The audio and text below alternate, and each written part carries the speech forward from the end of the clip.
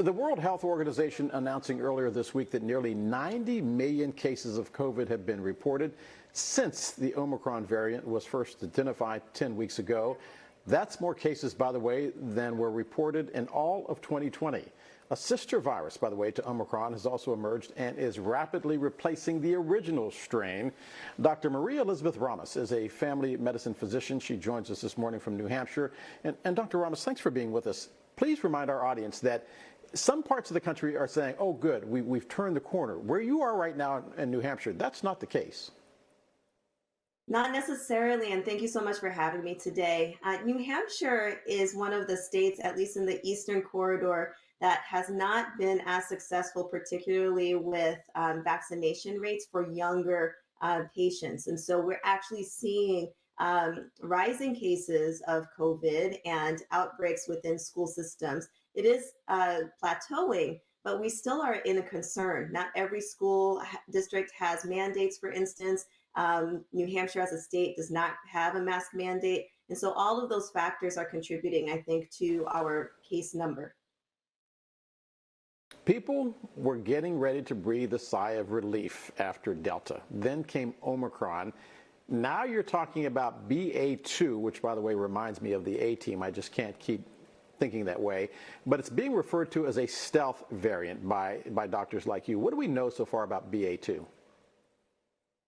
A couple of things. On the good note, we know that BA2 does not seem to have as major symptoms as Omicron, so that's a good thing. However, we are seeing that this variant is more contagious than the Omicron variant, which was very contagious compared to its predecessor. So we still need to be vigilant. I would say that we are still in the process of watching science and watching nature in action, which is why we do need to continue to keep precautions as we can. It seems like every time we talk about this, I learn something new, which was that stomach problems are now the common symptom of Omicron. With Delta, of course, it was the upper respiratory symptoms that were so severe. What are we seeing with BA2? And tell us more about these stomach problems with Omicron sufferers.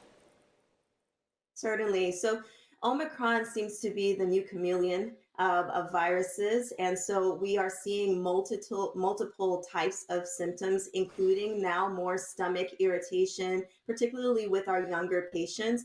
But that doesn't necessarily mean that we are not seeing any further lung complications. One of the interesting things with Omicron and the BA2 variant is that we still have attacking of the upper airways and the smaller areoli in the lungs, which can cause and lead to long-term COVID, which is of concern.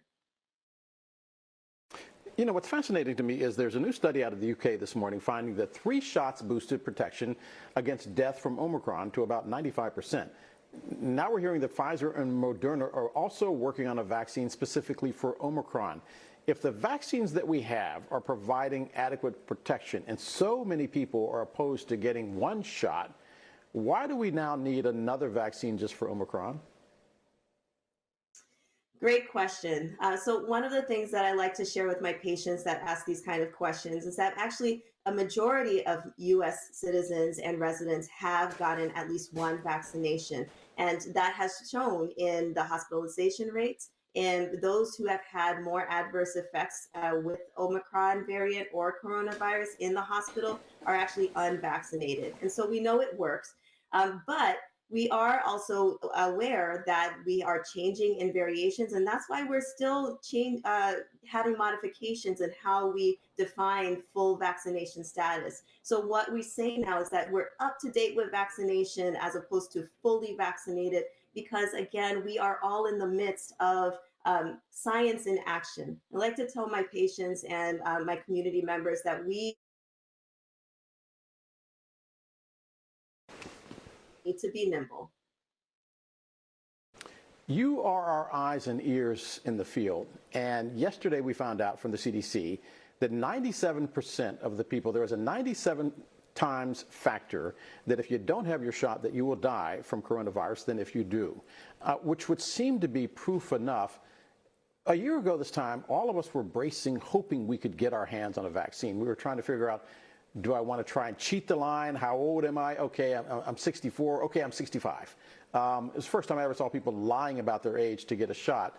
Now, a year later, though, we're finding out that the people that are dying from COVID in the United States are dying because they don't have their vaccines. On the ground, are you seeing more and more people come in and saying, okay, I give up now, no mas, I've seen enough people die, I want to get my shot, or are they still recalcitrant? I think we're in a tough spot. We have collectively endured a trauma this last couple of years, and we need to acknowledge that this has completely changed our lives upside down. And for many people, we have lost loved ones and we've lost friends. We're just tired, and that moral and physical and mental fatigue, it plays out in one area where we feel like we may have control, which is whether or not we get the vaccination.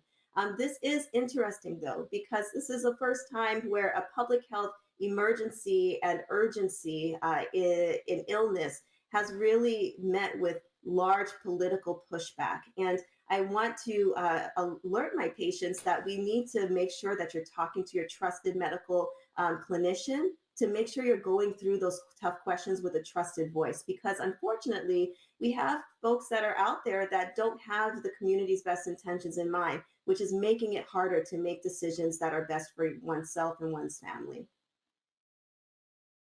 30 seconds left, but do you understand the hesitance on the part of parents with regards to this vaccine that may come out for children 6 months to 5 years of age? And those 30 seconds, explain why it's okay to be hesitant. I'm a parent myself. I'm a mom of 3. And again, we want to make the best decisions that we can for our kids. And I had to make a decision myself. My kids have not been in school consistently for 2 years, and that effect of their social emotional development is long lasting. If I could prevent one adverse event from happening with a vaccination, and the science is proving that it's safe, I'm going to do whatever it takes as a parent. And that's what I share with my patients. Dr. Maria Elizabeth Ramas. She is a family medicine physician joining us from New Hampshire this morning. Dr. Ramas, thank you very much for being with us.